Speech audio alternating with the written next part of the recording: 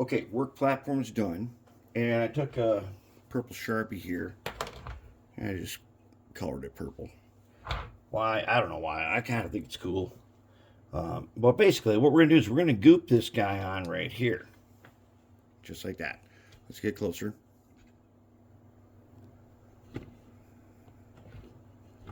Is that too close? Okay, here are the motor leads. We're not changing out the motor. I already did a little refurb on the motor, so it works good. And we're going to end up having our wires come through these two holes that we made. If we can get both of these in there at one time. Okay, so then the wires will come up like this. All right, there's our motor wires. And you've seen all the different work platforms we've made before. And these two little pads right there, that's motor.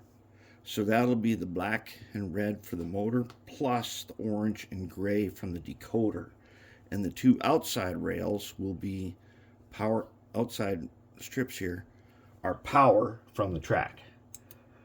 So we'll group that together like that, and we'll solder these guys down here. And then we'll put a little insulating pad right there, some piece of styrene, and then we'll just put a dotted goop, put our guy on, and then start soldering our wires in like that. Super, super neat and clean.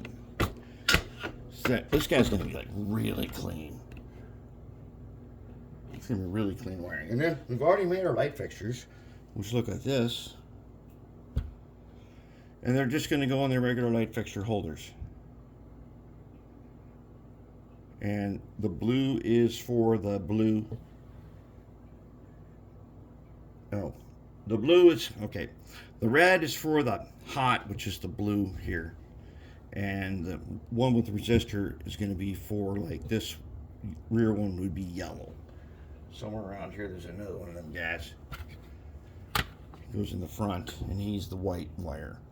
So that way, when you run this, you reverse in one direction, the rear one's on, in one direction, the other one's on.